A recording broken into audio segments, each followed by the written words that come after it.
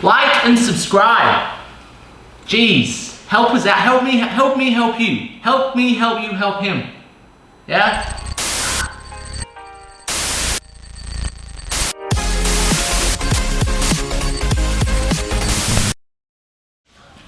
Hey guys, my name's Joe. I'm a strength and conditioning coach and I run a gym called Science Fitness. We have two premises, one in West End and one at the Gabba. And basically our goal is to help people become more athletic and prevent injuries. So we've worked with people in the past who've gone to the Rio Olympics and done national level sport with rugby, touch football, swimming, all those sorts of things. And today I'm here to show you a whole bunch of exercises we can do to help us with our BJJ.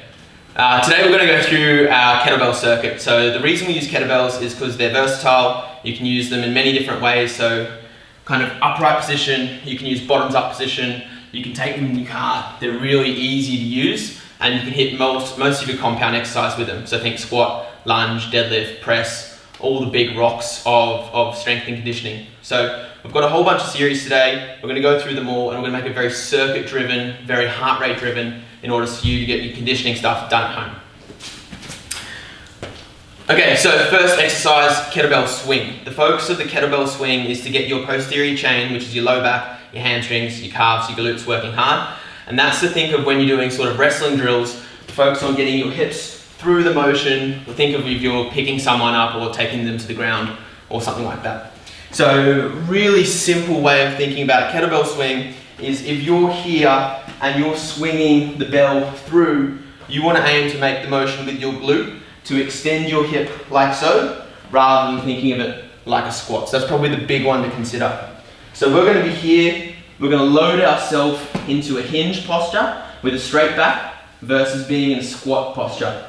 So from here, I'm going to go through and focus on extending my hip via my glutes. Now, second thing to consider is when the bell comes closer towards me, I want to avoid getting my nuts hit, so I'm going to sit back into the motion.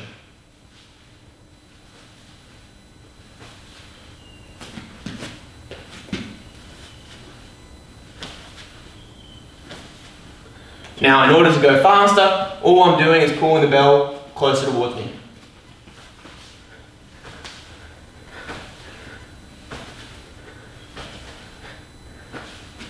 That's my kettlebell swing. Now we've got our kettlebell goblet squat. So there's a few ways to hold this. Typically what we do is we put our thumbs through the kettlebell and hold like so. Or if it's a little bit heavier, you can go into a bottoms up position which keeps the elbow up and that reinforces your spinal posture, so keeping you tall, basically. If it's lighter, basically all you do is wrap your hands around, grip with your thumbs and hold in a goblet position. And now the aim is again, keep your posture, bend your knees.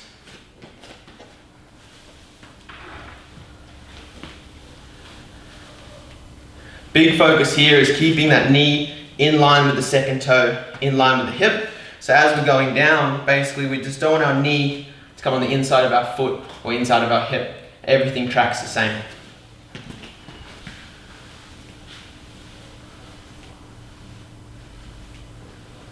Different to our kettlebell swing, we're trying to maximize the knee bend, load up the quads, not really treating it as a hinge, more of an upright posture as best you can. Okay, so building on from our series, we've basically got a kettlebell overhead press. Now, I'm going to assume that you only have one kettlebell at home, so we're going to make this as easy to use as possible.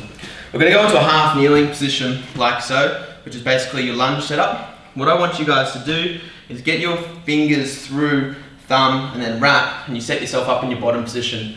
From here, we're keeping tummy on, glutes on, using the hand to kind of reinforce some balance. Now from here, I'm going to press to an overhead posture, bring myself back down. Press to overhead posture, bring myself back down. Key here is to not move your hips around as much and keep the weight really close to your body. Finish my set, swap, and then making sure if I've got my right leg up, my left arm is doing the work. Now, as I kind of transition to side posture, the big thing for me is to make sure my ass isn't sticking out. I'm trying to tuck under, engage my back glute for stability, and then hit my posture again. That's my kettlebell overhead press. Next exercise is the lunge. So grabbing my kettlebell, I've got two positions I can do. If it's a little bit lighter, I'm grabbing my goblet position again, or if it's a bit heavier, I can kind of go offset stance, which basically means I'm just holding my offset hand. Starting off, what I'm going to do is go into my split stance, keep the bell nice and close to my body, and then go down, making sure again, knee is in line with second toe, so I'm not tracking in, losing my knee and my hip and my ankle. So I'm here, all the weights on my front foot, my back glute is holding tight. Second option I can do if it's a bit heavier, is I go into my lunge, so front leg forward, opposite armpit squeezing the body, straight up, straight down. Side view, same again, I'm tucking my hips under, keeping my back glute on for stability, straight up, straight down. And that's my lunge. Last exercise of the series is a kettlebell row. So again, assuming we just have the one kettlebell to use, we're going into a bent over row position or a hinge position. So best setup again is like my swing, I'm going to load up my hips, and then from there, what I'm trying to do is maintain this vertical shin posture. So if I'm going forward and my knee and my shin's tracking forward, I'm losing everything here and typically we'll round through that back. So first checkpoint is making sure the shin stays vertical, back stays flat. From there, I'll grab my row, I'll grab my kettlebell, I'll row my elbow towards my hip. So I'm trying to get my elbow as close to there as I can while bringing my pinky finger close to my pocket. So I set up, elbow to hip or pinky to pocket, whatever you want to cue, making sure that as I hit this position, I'm not going up and then tilting, whether it be through my spine or my shoulder. I need to reinforce that shoulder in the back pocket position. So I'm here, I row, and I'm touching and going off the ground, or if you're a little bit taller, probably just hovering off the ground and moving. In that front arm position, same again, knee, second toe, hand on tummy or hand out by the side, doesn't really matter, moving the shoulder, elbow towards the hip. That's my row. Alright guys, this kettlebell workout is brought to you by Prop 12 Whiskey, Art Suave on it, and the Science of Fitness. Remember, if you don't own a kettlebell, Joe Rogan will kill a kitten.